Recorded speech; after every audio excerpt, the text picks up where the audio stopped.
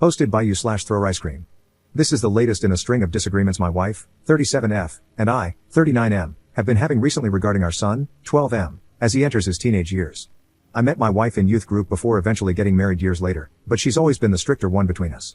While I believe in being strict to a point, I think there are times when she has been unreasonably strict, times when I've had to step in and put my foot down. For example, I remember when our son asked to skip youth group one Friday to attend a friend's birthday party. She said no because God is supposed to come first. While I understood her point, I told her she was being unreasonable and that missing an occasional Friday wouldn't hurt. A similar situation occurred on one of his birthdays when he wanted to sleep in, but she wanted him to attend youth group. Again, I told her it wasn't a big deal. Although he was eventually allowed to stay home, she was upset in the car and for most of the time at church. In addition to this, she doesn't want him to have friends who aren't Christians, which has led to one of our bigger arguments. When I asked her why she felt that way, she pointed to mistakes she made after drifting from God following high school. She said she didn't want our son to make the same mistakes. While I understood her concerns, I explained that forcing him to do things he doesn't want to do could backfire and make him resentful later. However, she's convinced that without her strict guidance, he'll turn to drinking and other harmful behaviors, as she once did. She often says those memories haunt her, and she wants to protect him from experiencing the same regrets. The reason I'm writing this is because of our latest argument. She wants him to quit gymnastics, saying that being around a bunch of girls dressed like that is unhealthy and that God wants us to shield our eyes from distractions. She believes the sport offers too many opportunities for him to become lustful in an environment that seems normal. I knew trying to change her mind would be nearly impossible, but I tried anyway. I told her that while she's entitled to her opinion, it doesn't mean others will see things the same way. I explained there's nothing immoral about doing gymnastics, especially since our son is passionate about it. She countered that she didn't want him in an environment with girls of various ages, fearing he might start looking at younger girls inappropriately. This is where I snapped. I told her that while I support her desire to discuss purity with him, she's wrong to impose her religious bias on everything and assume the worst about our son. I also told her she was wrong for viewing gymnastics in such a negative light. She responded by saying she would no longer drive him to gymnastics and that he would stop attending after the current class ends. I told her she was being unreasonable and over the top and that she was setting a distorted example of Christianity for him. The conversation ended abruptly because I had to go to bed for work the next morning, but she insisted on talking to me before I went. While I was at work today, my son called me to share what she had told him, that this would be his last semester in gymnastics and that it was her duty to protect him while he lives under our roof. When I got home, I wanted to discuss it over dinner. I told him he could take his food upstairs, but she insisted we eat at the table. After dinner, she reiterated that her decision was final, arguing that she's the one who has to drive him. When I tried to reason with her, she shut me down. Eventually, I reassured my son that I would handle it and told him not to worry. He seemed relieved, likely because he knows I usually side with him. However, I'm feeling torn. She's the only one available to drive him, as I'm at work during his classes. I'm considering arranging a carpool, but I'm frustrated that it has come to this. My bigger concern is her refusal to renew his enrollment, and I'm thinking about paying for it myself. However, since our finances are combined, I know she'll be upset, and the transportation issue would remain unresolved. I'm open to any advice on how to make this work. I believe she's wrong and that he shouldn't have to quit gymnastics based on her assumptions. However, I also know the deeper issue lies in our marriage. I've suggested counseling, but she refuses to go, so I've been attending alone, which has helped to some extent. I want to make things work, and I understand that her past experiences contribute to her strictness about keeping him close to God. Still, I disagree with her approach and am beginning to question whether I'll ever be able to fully reach her. Update 6 days later. It's been a couple of days since my original post, so I'll get right into it.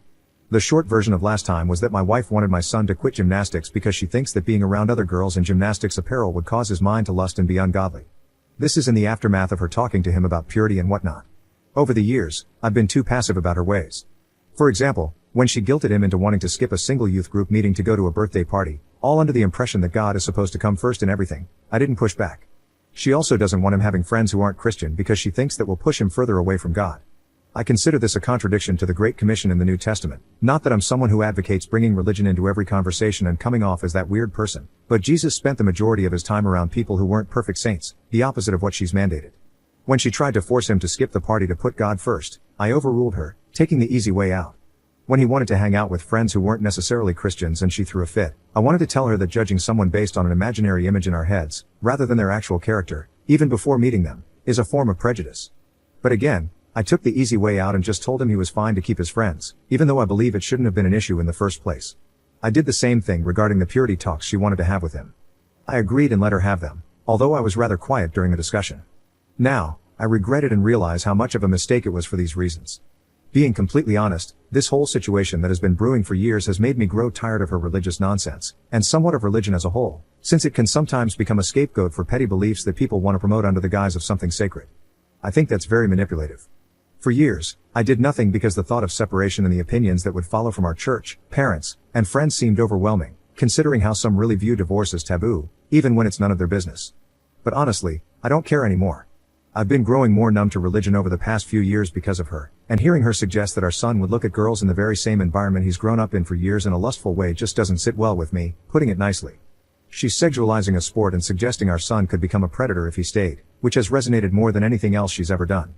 It also makes me wonder if she doesn't have that kind of mindset herself already. So, what did I do? Before doing anything drastic, I decided to talk to her one-on-one about the matter. I asked if she had anything personal against gymnastics and told her that trying to make him quit would only make him hate us. She replied with something along the lines of how the world has a habit of making everything sexual, and that the gymnastics environment promotes girls in clothing that can easily be looked at wrongfully. She went on about how God wants us to have clean eyes, and so on. When I suggested that perhaps she was projecting her personal problems onto him, which I debated whether it'd be too harsh to say but chose to anyway, she just said no and didn't want to talk about it. I eventually asked if she'd be willing to go to counseling with me, suggesting a professional counselor in our area. She said no. Then I offered talking to someone inside the church, but she became defensive and accused me of trying to embarrass her in front of her friends. I explained that wasn't true and said she wasn't cooperating, even though marriage is supposed to be about working things out. She got upset and said I was wrong for allowing our son to stay in an environment where he'll grow older as younger girls keep coming in, claiming it says a lot about what I'm comfortable with by allowing him to do so. At that point, I was done since I felt she was accusing me of being unfaithful simply because I don't think he should quit gymnastics. Sure, I could talk to other parents and try to arrange a carpool. I could even drive him myself if I could get off work early enough some days. But I can't control what she does at home when I'm not there. She's already talked to him behind my back on numerous occasions while I'm at work, explaining why she wants him to quit. If she doesn't want to talk or cooperate with me, what more can I do? I talked to my son and told him that we'd be going up to my parents' house for the weekend and potentially longer. I was direct in explaining why. I told him again that I'm on his side and that she's sexualizing a sport and minors in a very inappropriate way. I also told him that the last thing we need is to deal with that as he goes into his teen years. I apologized for enabling her for so many years and being afraid of the idea of separation.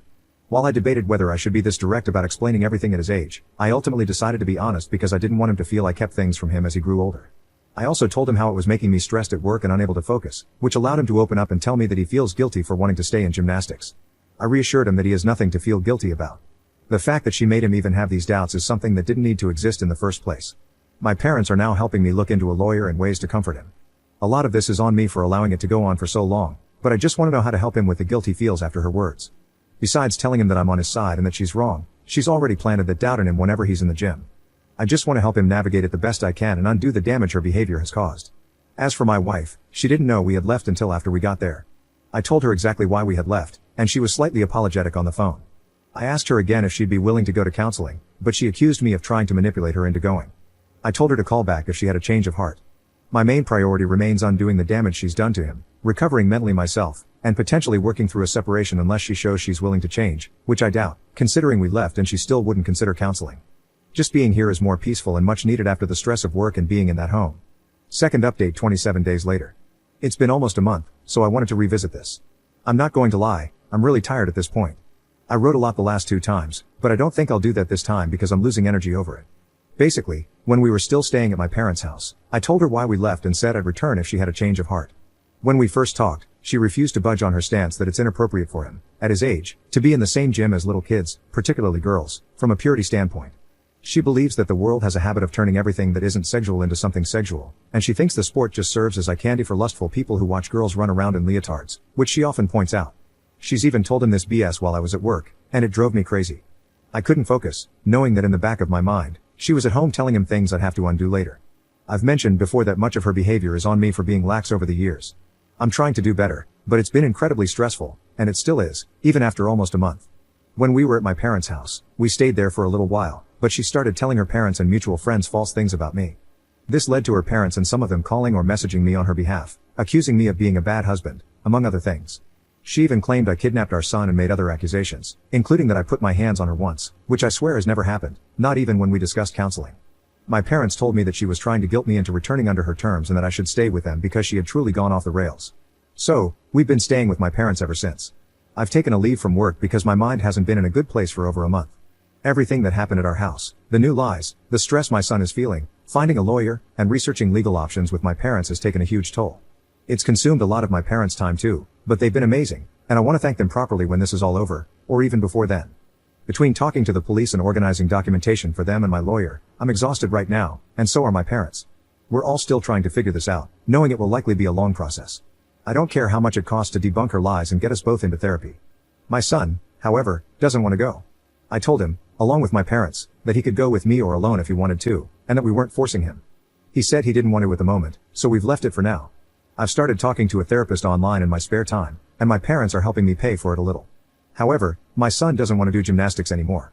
He's hard on himself for everything that's transpired, despite me and my parents reassuring him many times that none of it is his fault.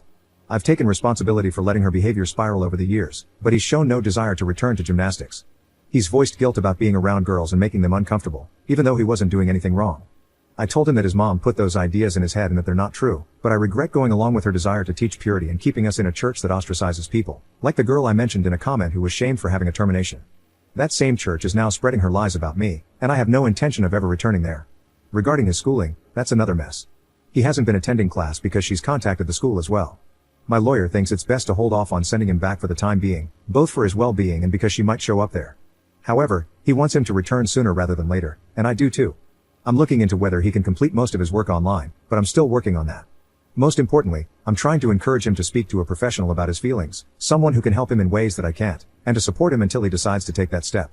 From a mental standpoint, he feels guilty, not just about what happened with his mom but also because of the things she said about him lusting after girls without realizing it at gymnastics. I don't want him developing a complex over her nonsense. My main priority now is getting a divorce after this final straw. I can't take it anymore, and I don't know how much longer this will continue. It'll probably take a while, but he's tired of gymnastics, he's not in a good state, and my parents believe he should see someone sooner rather than later. I'll probably make him go at some point, but I'm trying to figure out the best way to do so without making him feel forced, resentful, or unwilling. If anyone has advice on how to approach this in a way that encourages him to go without upsetting him, I'd really appreciate it. It hasn't been easy on him, and I just want this nightmare to be over. I'm aware this is the consequence of letting small things slide over the years, which have now escalated into something huge. But if we can come out of this all right, I hope we'll both somehow be stronger in the end.